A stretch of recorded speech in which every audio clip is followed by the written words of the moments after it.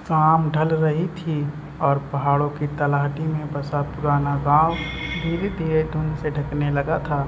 गांव के ठीक किनारे पर एक जर्जर हवेली खड़ी थी, जिसके बारे में लोग कहते थे कि वहां रात में परछाइयां हंसती हैं और खिड़कियों से चीखें सुनाई देती हैं। लोग उस हवेली को खामोश हवेली कहते थे। कहते हैं कई साल पहले उस हवेली में एक राजकुमारी जैसी खूबसूरत लड़की रहती थी, अनाया। लेकिन अचानक एक रात उसकी चीखों ने पूरे गांव को जगा दिया था। जब लोग पहुंचे तो हवेली का दरवाज़ा अंदर से बंद था और सुबह तक वह हमेशा के लिए गायब हो चुकी थी। आज तक किसी को पता नहीं चला कि उसके साथ क्या हुआ। अयान की एंट्री। गांव में ही हाल ही में शहर से एक लड़का आया था, अयान। लंबा कद, गहरी आंखें और थोड़ी नटखट मुस्कान वाला। वह अपने कॉलेज प्रोजेक्ट के लिए यहाँ भूतिया जगहों का इतिहास रिसर्च करने आया था। गांव वालों ने उसे साफ मना किया, बाबू हवेली की तरफ मत जाना, वहाँ से जो गया वो कभी वापस नहीं आया। लेकिन अयान की जिद थी, मुझे सच जानना है, भूत प्रेत कुछ नहीं होते। पहली रात हवेली में। अयान अपनी कैमरा और टॉर्च लेकर हवेली में घुसा। जगह सच में डरावनी थी। दीवारों से झड़ता पलस्तर, जाले, टूटी खिड़कियां और बीच में बड़ा सा झूमर जो हवा के बिना ही हल्का हल्का हिल रहा था। वह हिम्मत करके अंदर बढ़ा ही था कि अचानक उसके कानों में एक धीमी सी मधुर आवाज़ पड़ी, तुम यहाँ क्यों आए हो? अयान चौंक गया।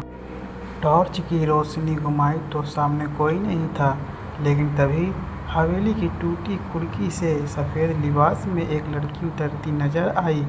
उसकी लटें हवा में उड़ रही थी और आंखों में एक अजीब चमक थी। वह वही थी, अनाया। पहली नज़र में ही अयान उसकी खूबसूरती में खो गया। डर तो था, मगर उससे ज़्यादा एक अजीब सा खिंचाव महसूस हो रहा था। तुम इंसान हो या कोई? अयान ने धीरे से पूछा। अनाया हल्की मुस्कान के साथ बोली, मैं वो हूँ जिसे दुनिया ने भुला दिया और अब सिर्फ इस हवेली से बंधी हूँ। उसकी आवाज़ में दर्द भी और जादू भी। अयान को समझ नहीं आ रहा था कि वह भूत है या हकीकत, मगर उसकी नज़रें हट ही नहीं रही थी। अनाया पास आई और जैसे उसकी उंगलियां अयान के हाथ को छुई, अयान के पूरे जिस्म में एक ठंडी सनसनी दौड़ गई, लेकिन साथ ही एक अजीब सा सुकून भी मिला। डर और मोहब्बत का खेल। अगले कुछ दिनों तक अयान रोज़ हवेली जाता रहा। दिन में गांव में रिसर्च करता और रात को हवेली में अनाया से बातें करता। धीरे धीरे वह जान गया कि अनाया दिल का मासूम है। वह उसे अपनी बीते किस्से सुनाती, जैसे वह इस हवेली की शापित दीवारों में कैद हो गई। अयान हर रोज़ उसकी आंखों में और गहराई से डूबता चला गया। कभी वे हवेली के छत पर बैठकर धुंध में खो जाते, कभी खिड़कियों के पास बैठकर चांद देखते। अयान को एहसास होने लगा था वह अनाया से प्यार करने लगा है, लेकिन सच यह भी था, अनाया इंसान नहीं, एक अधूरी आत्मा थी। पहला डरावना मोड़। एक रात जब अयान हवेली में पहुंचा, तो अनाया बहुत गुस्से में थी। उसकी आंखें लाल थी और उसकी आवाज़ में दहाड़ थी, अयान, तुम मुझे छोड़कर नहीं जा सकते। अगर गए तो मैं तुम्हें हमेशा के लिए यहीं रोक लूँगी। हवा अचानक तेज़ चलने लगी, दरवाजे अपने आप बंद हो गए और झूमर ज़ोर से झूलने लगा। अयान डर गया, मगर उसने उसका हाथ पकड़ लिया और बोला, मैं कहीं नहीं जा रहा अनाया, चाहे जो हो जाए, मैं तुम्हें अकेला नहीं छोड़ूंगा। यह सुनते ही अनाया की आंखों से आंसू निकल पड़े और उसका चेहरा फिर से मासूम हो गया। हवेली का रहस्य गहराता गया। अयान अब हर रात हवेली में जाने लगा था। गांव वाले उसकी आंखों में चमक देख समझ गए थे कि वह सिर्फ रिसर्च के लिए नहीं, बल्कि किसी अजीब खिंचाव के लिए वहां जा रहा है। एक शाम जब हवेली पहुंचा तो देखा अनाया पुराने आईने के सामने खड़ी थी। आईना धूल से ढका हुआ था, मगर अनाया उसमें अपना चेहरा देख रही थी। क्या देख रही हो? अयान ने धीरे से पूछा। अनाया की आंखें भीग गई थी वो चेहरा जो किसी इंसान की दुनिया में नहीं है। कभी मैं जिंदा थी, मेरे भी सपने थे। मैं चाहती थी कि मुझे कोई ऐसे देखे जैसे तुम देखते हो, लेकिन मुझे धोखा मिला। अयान ने चौंक कर पूछा। धोखा? किससे? अनाया चुप हो गई।